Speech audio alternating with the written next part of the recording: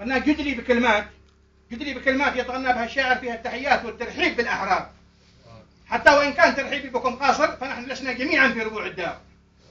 وباسم شعب الجنوب الباسل الصابر يخاطب اليوم فكري صفوة الأبرار، بفارغ الصبر ينظر شعبنا الثائر إلى لقاكم وترنو نحوه الأبصار. وفي حشانا رجاء الصامد الحائر بأن تكونوا قيادة شعبنا المغوار، فقد بدأنا مسيرة شعبنا الظافر من واقع الظلم والتهميش والأضرار. توحد الشعب حتى زلزل الغادر، وصار قدما يدك الأرض والأسوار، كأنه الرعد يطلق صوته الهادر، أو أنه السيل بعد الغيث والأمطار. مواجع الأمس لم تطغي على الحاضر، ما بيولدوا الفتنة بيننا.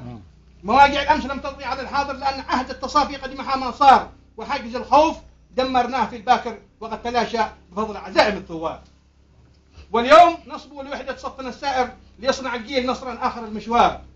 نريد منكم وفي هذا اللقاء الزاخر بقادة الشعب والأبطال والأخيار أن تستميتوا لنصرة شعبنا الصابر بالجهد والمال والأعلام والأخبار، بالصدق والجد في الباطن وفي الظاهر، لكي نسلط على مأساتنا الأنوار.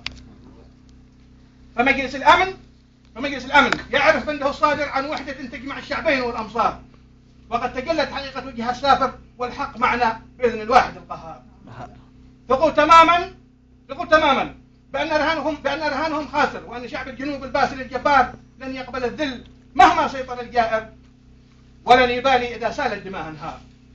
ثقوا تماما بأن رهانهم خاسر، وأن شعب الجنوب الباسل الجبار لن يقبل الذل مهما سيطر الجائر، ولن يبالي إذا سالت دماء انهار، وسوف يمضي على درب العلا سائر، يعانق الموت أو يتجاوز الأخطار. نضالنا اليوم ذاك السلمي النادر، وذات يوم سنشهر سيفنا البتار. فما غزتنا حكومة ذلك الساحر بعزمها أو بقوة جيشها الجرار، لكنه غزو آخر يخدع الناظر عبر النفوس التي تستعذب الدولار. آمالنا اليوم أن يتوحد الكادر، وأن تحاكي العزائم في السماء الأقمار، فإن صدقتم فلن يبقى لكم عاثر، وسوف ترعى خطاكم قوة الأقدار، والنصر حتما سيكتبه لنا القادر، ما دام صدق النوايا يسبق الإصرار.